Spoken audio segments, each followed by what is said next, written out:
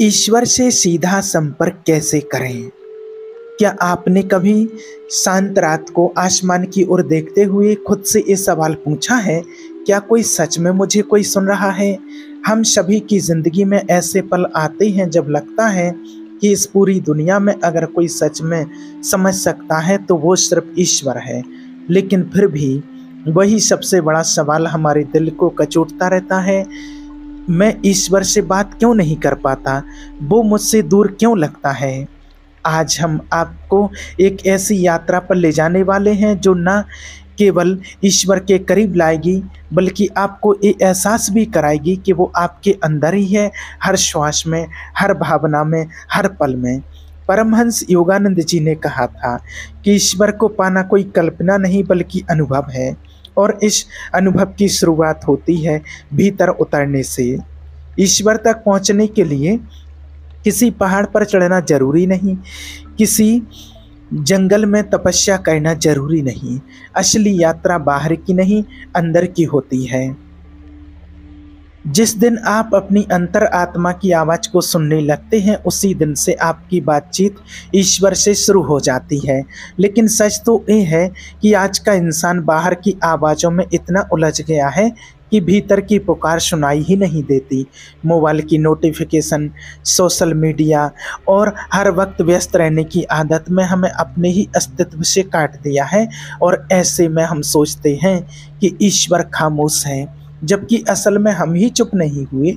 योगानंद जी कहते हैं, ईश्वर मौन में निवास करता है। जब तक मन की हलचल शांत नहीं होती तब तक उसकी आवाज़ नहीं सुनी जा सकती। हमने प्रार्थनाएं तो की हैं, लेकिन क्या कभी प्रार्थना के बाद चुपचाप बैठकर ईश्वर को सुनने की कोशिश की है? ईश्वर से सीधा संपर्क तब होता है जब हमारा मन संकल्प और भावना से परिपूर्ण होता है, जब हम सच में उसके लिए तरसते हैं, जैसे एक बच्चा अपनी माँ के लिए रोता है, जैसे एक प्यासा पानी के लिए तड़पता है। वो तड़प, वो लगन, वही असली प्रार्थना बन जाती है, और वही बनती है प्रवेश द्वार उस अनुभव का जहाँ ईश्वर खुद उत्तर देता है, शब्दों में नहीं बल्कि शांति में। कई लोग सोचते हैं कि ईश्वर से बात करने के लिए कोई चमत्कारी मंत्र चाहिए या कोई अद्भुत गुरु चाहिए, लेकिन योगानंद जी के शब्दों में आपका खुद का दिल सबसे बड़ा मंदिर है। वहाँ जाकर मौन रहकर आपको वो मिल सकता है जिसे आप जन्मों से खोजते आ रहे हैं। जब आप अपनी आंखें बंद करते हैं और हृदय में उतरते हैं, तब वहाँ सिर्फ अंधकार नहीं होता, वहाँ होता है चेतना का प्रकाश। हर दिन कुछ पल उस मौन में बैठिए, किसी भी नाम से पुकारिए, ईश्वर, कृष्ण, राम, शिव या साइलेंस, लेकिन सच्चे मन से राम पुकारिए। उस मौन में जब आप खुद को खो देंगे, वही पहला क्षण होगा जब आप खुद को पाएंगे और साथ ही ईश्वर को भी। और दोस्तों, यही है वो शुरुआत जहाँ से सीधा संपर्क ईश्वर से शुरू होता है। ना कोई दूरी, ना कोई रुकावट, सिर्फ एकता। आइए इस यात्रा में हम साथ चलें, हर कदम पर, हर सांस के साथ उस मौन को अपनाएं जिसमें छुपा है सच्चा ईश्वर। और अगली बार जब आप आंखें बंद करें तो ये मत पूछिए कि ईश्वर कहाँ है, बल्कि कहिए, मैं तैयार हूँ मेरे प्रभु, मुझे अनुभव कराओ। जब मन एकदम शांत हो जाता है और विचार धीरे धीरे ओस की बूंदों की तरह गिरने लगते हैं, तब भीतर एक ऐसी जगह खुलती है जहाँ कोई भाषा नहीं होती, कोई विचार नहीं, कोई चाह नहीं, सिर्फ एक कंपन होता है जो ना दिखता है ना सुना जाता है, पर जिसे पूरी आत्मा महसूस करती है। यही कंपन है ईश्वर का पहला संकेत। पर ये कंपन तब तक नहीं आता है जब तक हम सच में समर्पण नहीं करते। ईश्वर को महसूस करना सिर्फ मानसिक प्रक्रिया नहीं है, यह हृदय की संपूर्ण अवस्था है। जब तक हम मांगते रहते हैं, ईश्वर मुझे दो, मुझे दिखाओ, मुझे सुनाओ, तब तक हम मैं फंसे रहते हैं। और जब तक मैं है वो प्रकट नहीं होता। और जब हम खुद को छोड़ देते हैं, अपने विचार, अपनी पहचान, अपने डर, अपनी इच्छा, तो फिर हम मृत हो जाते हैं और वही रिक्तता बन जाती है ईश्वर के लिए स्थान। योगानंद जी ने एक बार कहा था कि जब तुम सिर्फ ईश्वर को चाहते हो और कुछ नहीं, तब वो खुद को तुम्हारे सामने प्रकट करता है। इसलिए अगली बार जब भी ध्यान में बैठो तो बस एक सवाल मत पूछो, बस एक भावना लो, हे प्रभु मुझे कुछ नहीं चाहिए, सिर्फ तुम चाहिए। शब्द धीरे धीरे गायब हो जाए, सांस धीमी हो जाए और एक बिंदु पर जाकर आपकी उपस्थिति ही प्रार्थना बन जाए।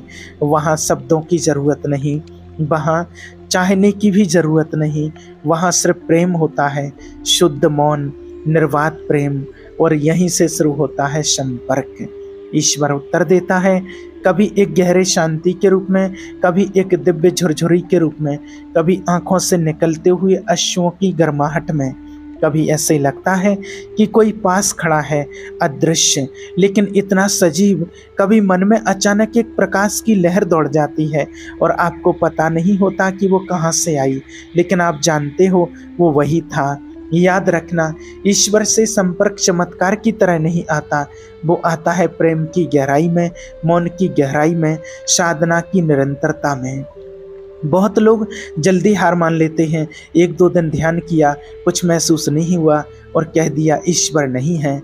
लेकिन योगानंद जी ने हमें सिखाया, ईश्वर को जानने की तड़प ही साधक की सबसे बड़ी पूंजी होती है। अगर आपके भीतर वो सच्ची प्यास है, वो ईमानदार पुकार है, तो ईश्वर खुद चलकर आपके पास आएगा, क्योंकि वो तो हमसे भी ज़्यादा चाहता है कि हम उसे जानें। बस एक बार अपने दिल से पुकारो, बिना दिखावे के, बिना तर्क के, जैसे एक बच्चा पुकारता है अपनी माँ को, ना समझने के लिए, ना बहस के लिए, बस प्रेम के लिए।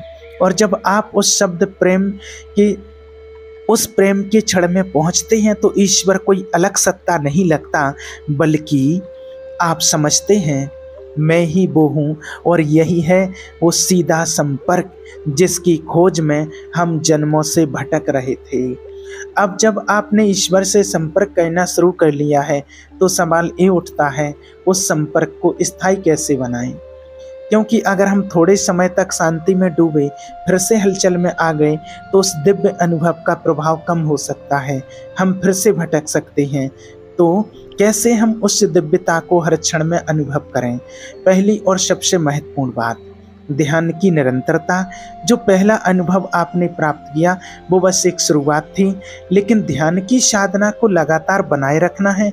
जैसे अगर हम किसी रिश्ते को प्यार से निभाते हैं तो समय के साथ वो और मजबूत होता है। इसी तरह यदि आप चाहते हैं कि आपका ईश्वर से संपर्क बना रहे तो हर दिन कुछ पल उसी प्रेम में डूब कर बैठें। याद रखें, ये सिर्फ एक दिन की साधना नहीं है, ये एक जीवन भर का सफर है। आपकी हर सांस, हर कदम, हर विचार में ईश्वर का अनुभव हो सकता है, लेकिन इसके लिए लगन, निरंतरता और विश्वास जरूरी है। दूसरी बात, मन को शांति देने के लिए अनुशासन। बहुत बार हम महसूस करते हैं कि हमारे मन में शांति आती है, लेकिन कुछ ही समय बाद वो फिर से भागता हुआ दिखाता है। यह एक सामान्य प्रक्रिया है। ध्यान में स्थिरता के लिए मन को प्रशिक्षित करना पड़ता है। सच तो यह है कि मन निरंतर बदलता रहता है और इसका उद्देश्य शांति में रहना नहीं होता। हमारे लिए यह जरूरी है कि हम अपने मन को सही दिशा में लाने के लिए अनुशासन और स्मरण का अभ्यास करें। ये वही कदम है जो हमें हर दिन अभ्यास करना होता है। अब जब हम बात करते हैं रुकावटों की, आध्यात्मिक यात्रा में रुकावटें आना स्वाभाविक है। कभी मन में शंका आती है, कभी शरीर थक जाता है, कभी बाहरी परिस्थितियां हमें विचलित कर देती हैं। लेकिन अगर आपके भीतर ईश्वर से मिलने की सच्ची प्यास है तो ये रुकावटें बस एक चुनौती बनकर आती हैं, ना कि रुकावट। योगानंद जी ने कहा था कि जब ईश्वर का मार्ग कठिन लगे तो समझो कि तुम सही रास्ते पर हो, आपको डरने की कोई ज़रूरत नहीं। वास्तव में ये रुकावट आपको और भी मजबूत बनाती हैं, क्योंकि इन्हीं के बीच से ही आपकी आंतरिक शक्ति का विकास होता है। जब भी ये रुकावटें आएँ तो चुपचाप बैठिए और खुद से पूछिए, क्या मेरा उद्देश्य ईश्वर तक पहुंचने का है या इस दुनिया के भौतिक सुखों में खो जाना है? आपको हर समस्या में, हर चुनौती में सिर्फ एक चीज़ पर ध्यान केंद्रित करना है। आपका असली उद्देश्य साधना के दौरान आ रही रुकावटें सिर्फ आपकी आंतरिक शक्ति और सच्चे उद्देश्य की परीक्षा होती है। उनका सामना धैर्य और प्रेम से करें। वो बिंदु बहुत नज़दीक होता है जब आप महसूस करते हैं कि ईश्वर आपके साथ हर पल है और यह संपर्क स्थायी बन जाता है। जब आप हर पल में, हर जगह, हर व्यक्ति में उस दिव्यता को पहचानने लगते हैं, तब समझिए कि आप उस दिव्य प्रेम का हिस्सा बन चुके हैं और यही असली संपर्क है, निरंतर, अडिग और शुद्ध। अब एक और बात, ईश्वर के साथ संपर्क बनाए रखते हुए संसार के कर्तव्यों को कैसे निभाएं? ये सवाल भी अक्सर उठता है। अगर हम दिव्यता का अनुभव करना चाहते हैं तो क्या हम अपनी दुनिया की जिम्मेवारियों से भाग जाएं? नहीं, योगानंद जी ने हमें यही सिखाया कि संसार को छोड़ने की आवश्यकता नहीं है। वास्तव में आपकी दैनिक कार्य में, आपके जीवन की परिस्थितियों में ईश्वर को महसूस करना ये सबसे कठिन लेकिन सबसे सच्चा साधना है। आपको अपने कर्मों में ईश्वर की उपस्थिति देखनी है, चाहे आप काम कर रहे हों, अपने परिवार के साथ हों या अकेले बैठकर ध्यान कर रहे हों। संसार में रहते हुए भी ईश्वर से संपर्क बनाए रखना, यही सच्चे संत का जीवन है। जब आप हर कार्य को सेवा और ध्यान के रूप में करने लगते हैं तो दुनिया भी एक दिव्य मंदिर बन जाती है और अंत में विश्वास और धैर्य की आवश्यकता होती है। आपका अनुभव और संपर्क धीरे धीरे और गहरे होते जाएंगे। जब तक आप पूरी तरह से ईश्वर के साथ मिलन नहीं कर लेते, इस यात्रा में समय लगेगा, लेकिन आपका दृढ़ विश्वास ही आपकी शक्ति है। जब भी मन में संकोच या निराशा आए तो सिर्फ एक चीज़ याद रखिए, ईश्वर कभी अपने भक्त को अकेला नहीं छोड़ते। वो हर पल आपके साथ हैं, आपको बस उसे महसूस करना है। तो यह है वह रास्ता जिसमें एक साधक अपने ईश्वर से स्थायी संपर्क बना सकता है। हर दिन अपनी साधना में आगे बढ़ते रहें, रुकावटों से ना डरें और अपनी आंतरिक शक्ति को जानें। आपका संपर्क कभी टूटेगा नहीं, क्योंकि ईश्वर तो आपके अंदर हमेशा से था, बस आपको उसे महसूस करने की कला को समझना है। अब जब आप लगातार ईश्वर से संपर्क बना रहे हैं तो एक नई अवस्था का आगमन होता है, आध्यात्मिक स्थिरता। ये वो क्षण होता है जब आपकी साधना में एक गहरी शांति समा जाती है।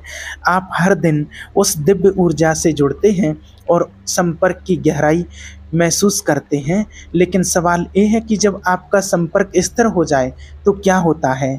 क्या फिर भी कुछ बदलता है? जवाब है, हर चीज़ बदल जाती है, लेकिन केवल आपके दृष्टिकोण से। आपके जीवन में पहली सबसे बड़ी पहचान ये होगी कि अब आपको बाहरी दुनिया में खुशी या दुख की खोज नहीं रहती। आपके भीतर एक स्थिर शांति है जो कभी भी झूठी नहीं होती। आपकी खुशियाँ अब परिस्थितियाँ या लोगों से नहीं जुड़ी होती, क्योंकि आप जानते हैं कि आपकी असली खुशी भीतर है।